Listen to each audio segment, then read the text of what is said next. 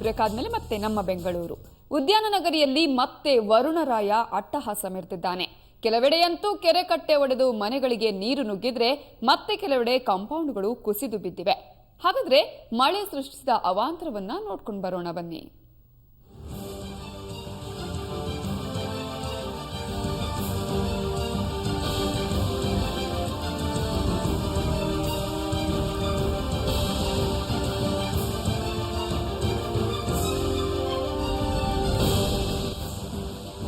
ಬೆಂಗಳೂರಿನಲ್ಲಿ ಮತ್ತೆ ವರುಣರಾಯ ಅಬ್ಬರಿಸಿ ಬೊಬ್ಬಿರಿದಿದ್ದಾನೆ. ಬೆಂಗಳೂರಿನ ಬನ್ನೇರುಘಟ್ಟ ರಸ್ತೆ ಸಮೀಪದ ಅರಕೆರೆಯ ಕೆರೆ ಕಟ್ಟೆ ಒಡೆದು ಅಪಾರ ಪ್ರಮಾಣದ ನೀರು ಪೋಲಾಗಿದೆ. ಕೆರೆ ಕಟ್ಟೆ ಒಡೆದ್ರಿಂದ ರಸ್ತೆಗೆ ನೀರು ನುಗ್ಗಿದ್ದು ಸಂಚಾರ ಸಂಪೂರ್ಣ ಅಸ್ತವ್ಯಸ್ತಗೊಂಡಿತ್ತು.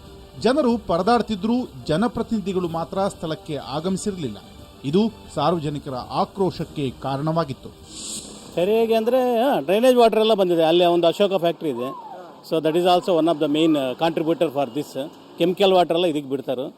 ಯಾರು ಅದಕ್ಕೆ ಪರ್ಮನೆಂಟ್ ಸೊಲ್ಯೂಷನ್ ತಗೊಳ್ತಾ ಇಲ್ಲ. ಇವಾಗ ನೋಡಿ ಎಷ್ಟು ಸ್ಮೆಲ್ ಬರ್ತಾ ಇದೆಯಲ್ಲ. Are you finding the smell or not?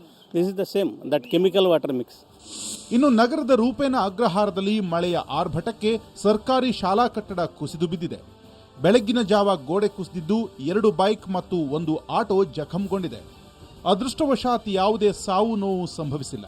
ಸುಮಾರು 35 ವರ್ಷ ಹಳೆಯದಾದ ಈ ಶಾಲಾ ಕಟ್ಟಡದಲ್ಲಿ ಯಾವುದೇ ಮಕ್ಕಳು ಓದುತ್ತಿರಲಿಲ್ಲ. ಇದರಿಂದ ದೊಡ್ಡ ಅನಾಹುತವೊಂದು ತಪ್ಪಿದಂತಾಗಿದೆ. ಮಕ್ಕಳೆಲ್ಲ ಇಲ್ಲೇ ಆಟ ಆಡ್ತಾರೆ. ಹಗ್ಲೇನಾದ್ರು ಬಿದ್ದಿದ್ರೆ ಮಕ್ಳ ಮೇಲೆಲ್ಲ ಬಿದ್ದುಬಿಟ್ಟು ಮಕ್ಕಳಿಗೆಲ್ಲ ತುಂಬಾ ಏಟಾಗ್ತಿತ್ತು. ಇವಾಗ ಏನಂದ್ರೆ ಈ ಕಡೆ ನೋಡಿ, ಈ ಸೈಡು ಅದು ಫುಲ್ ಬಿರುಕು ಬಿಟ್ಕೊಂಡಿದೆ. ಇವತ್ತು ನಾಳೆ ಒಳಗಡೆ ಅದು ಬಿದ್ದೋಗುತ್ತೆ. ಹಗ್ಲು ಬಿದ್ದರೆ ಮಕ್ಕಳಿಗೆಲ್ಲ ಏಟಾಗುತ್ತೆ. ಕಳೆದ ರಾತ್ರಿ ಸುರಿದ ಭಾರಿ ಮಳೆಗೆ ಎಲೆಕ್ಟ್ರಾನಿಕ್ ಸಿಟಿ ಬಳಿಯ ವಿಪ್ರೋ ಕಂಪನಿಯ ಕಾಂಪೌಂಡ್ ಸಹ ಕುಸಿದು ಬಿದ್ದಿದೆ. ಕಂಪನಿಯ ಹಿಂಭಾಗದ ಕಾಂಪೌಂಡ್ ಗೋಡೆ ಕುಸಿದ ಪರಿಣಾಮ ಒಳಚರಂಡಿ ಪೈಪ್ಗಳು ಒಡೆದು ನೀರೆಲ್ಲ ರಸ್ತೆ ಮೇಲೆ ಹರಿಯಿತು. ಅಲ್ಲದೆ ಎದುರಿಗಿದ್ದ ಅಂಗಡಿಗಳಿಗೂ ನೀರು ನುಗ್ಗಿದ ಪರಿಣಾಮ ಅಂಗಡಿಯಲ್ಲಿದ್ದ ಸಾಮಗ್ರಿಗಳು ನೀರು ಪಾಲಾದವು. ಘಟನೆಯಲ್ಲಿ 2 ಬೈಕ್ಗಳು ಸಹ ಜಖಂಗೊಂಡಿದೆ. ಒಟ್ನಲ್ಲಿ ನಿನ್ನೆ ಸುರಿದ ಭಾರಿ ಮಳೆ ಸಿಲಿಕಾನ್ ಸಿಟಿಯಲ್ಲಿ ರಾದ್ಧಾಂತವನ್ನೇ ಸೃಷ್ಟಿಸಿದೆ. ಬ್ಯೂರೋ ರಿಪೋರ್ಟ್, ಸುವರ್ಣ ನ್ಯೂಸ್.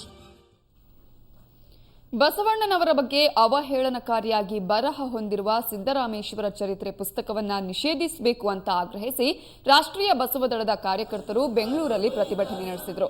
ನಗರದ ಆನಂದರಾವ್ ಸರ್ಕಲ್ ಅಲ್ಲಿ ಬಸವದಳದ ಸದಸ್ಯರು ಬಸವಣ್ಣ ಅವರ ವಚನಗಳು ಹಾಗೂ ಶ್ಲೋಕಗಳನ್ನ ಪಠಿಸುವ ಮೂಲಕ ವಿಭಿನ್ನವಾಗಿ ಪ್ರತಿಭಟನೆ ಮಾಡಿದರು. ಈ ಕೃತಿಯನ್ನ ನಿಷೇಧ ಮಾಡದಿದ್ದಲ್ಲಿ ರಾಜ್ಯಾದ್ಯಂತ ಉಗ್ರ ಪ್ರತಿಭಟನೆ ಮಾಡುವುದಾಗಿ ಸದಸ್ಯರು ಎಚ್ಚರಿಕೆ ಕೊಟ್ಟರು. ಇನ್ನು ಇದೇ ತಿಂಗಳ 28ರಂದು ಈ ಬಗ್ಗೆ ಬೃಹತ್ ಸಮಾವೇಶ ಆಯೋಜಿಸಲಾಗುವುದು ಎಂದು ಬಸವದಳದ ಸದಸ್ಯರು ತಿಳಿಸಿದರು.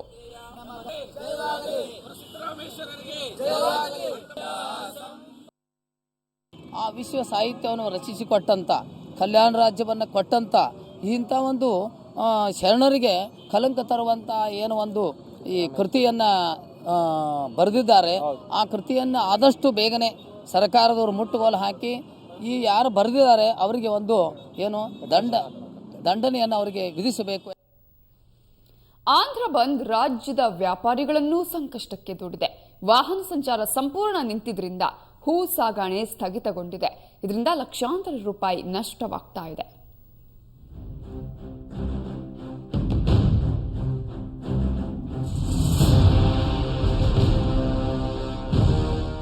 ಆಂಧ್ರದಲ್ಲಿ ನಡೆಯುತ್ತಿರುವ ಪ್ರತಿಭಟನೆ ರಾಜ್ಯದ ಸಾರಿಗೆ ವ್ಯವಸ್ಥೆ ಮೇಲೆ ಪ್ರತಿಕೂಲ ಪರಿಣಾಮ ಬೀರಿದೆ.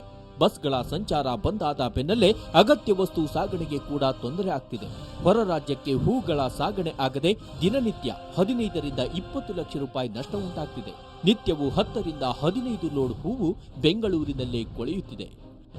ಹೈದರಾಬಾದ್ ಸ್ಟ್ರೈಕ್ ಇರೋದ್ರಿಂದ ಐಟಮ್ ಯಾವುದು ಹೊರಗಡೆ ಹೋಗ್ತಾ ಇಲ್ಲ. ಕಮ್ಮಿ ಆದರೂ ಡೈಲಿ 10 ಲೋಡಿಂದ 5 ಲೋಡ್ ಹೋಗ್ತಾ ಇತ್ತು. ಈಗ ಯಾವುದೇ ಹೂವು ಹೊರಗಡೆ ಹೋಗಿರೋದ್ರಿಂದ ಬಜಾರ್ ತುಂಬ ಡೌನ್ ಆಗಿದೆ. ಕಮ್ಮಿಯಿಂದ 10ರಿಂದ 15 ಲಕ್ಷ ಐಟಮ್ ಹೊರಗಡೆ ಹೋಗ್ತಾ ಇತ್ತು. ಈಗ ಏನು ಹೋಗೋದ್ರಿಂದ ಇಲ್ಲೇ ಮಾರಬೇಕಾದ್ರಿಂದ ತುಂಬ ಬೆಲೆ ಡೌನ್ ಆಗಿದೆ, ಲಾಸ್ ಆಗ್ತಾ ಇದೆ. ಕಮ್ಮಿ ಆದರೂ ಒಂದು 8 ಕಳಿಸ್ತಾ ಇದ್ವಿ. 8 ಜಿಲ್ಲೆಗಳಿಗೆ ಹೈದರಾಬಾದು, ಕರ್ನೂಲು, ಕಡಪ, ವಿಜಯವಾಡ, ಗುಂಟೂರು, ನೆಲ್ಲೂರು, ಶ್ರೀಶೈಲಮು, ವರಂಗಲ್ ಎಲ್ಲಿಗೂ ಕೂಡ ಒಂದೇ ಒಂದು ಹೂ ಕೂಡ ಹೋಗ್ತಾ ಇಲ್ಲ. ಪ್ರತಿದಿನ ಹೈದರಾಬಾದ್, ಕರ್ನೂಲ್, ಕಡಪ, ವಿಜಯವಾಡ ಸೇರಿದಂತೆ 8 ಕಡೆಗಳಿಗೆ ಸೇವಂತಿಗೆ, ಗುಲಾಬಿ, ಚೆಂಡು ಹೂಗಳು ರವಾನೆಯಾಗ್ತಿತ್ತು. ಆದರೆ ಈ ಹೂಗಳೆಲ್ಲ ಬೆಂಗಳೂರಿನಲ್ಲಿ ಉಳಿಯುತ್ತಿದ್ದು ವ್ಯಾಪಾರಿಗಳು ಅರ್ಧ ಬೆಲೆಗೆ ಮಾರಾಟ ಮಾಡ್ತಿದ್ದಾರೆ. ಬೆಳಿಗ್ಗೆ 5 ಗಂಟೆ ಬರ್ತೀವಿ, ತುಂಬ ಲಾಸ್ ಆಯ್ತಾ ಇದೆ. ವ್ಯಾಪಾರ ಇಲ್ಲ, ಲೋಡ್ ಆಂಧ್ರಾಗ ಹೋಗಲ್ಲ, ಏನಿಲ್ಲ, ನಮ್ಗೆ ತುಂಬ ಲಾಸ್ ಆಯ್ತಾ ಇದೆ. ಯಾರು ತಗೊಳೋರೇ ಇಲ್ಲ. 40 ರೂಪಾಯಿ KG, ಇಲ್ಲಿ ವ್ಯಾಪಾರನೇ ಇಲ್ಲ. ಈ ಸಿಸಿ ಎಲ್ಲ ಕೆಳಗಡೆ ಸುರಿತೀವಿ. ಒಟ್ನಲ್ಲಿ ಅಪ್ಪ ಅಮ್ಮನ ಜಗಳದಲ್ಲಿ ಕೂಸು ಪಡವಾಯಿತು ಎಂಬಂತಾಗಿದೆ ವ್ಯಾಪಾರಿಗಳ ಸ್ಥಿತಿ.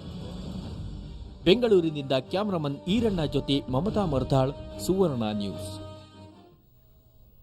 ಇನ್ನು ಇವತ್ತಿನ ಶ್ರೀ ಸಾಯಿ ಗೋಲ್ಡ್ ಪ್ಯಾಲೇಸ್ನ ಚಿನ್ನದ ದರವನ್ನ ನೋಡ್ಕೊಂಡು ಬರೋಣ ಬನ್ನಿ.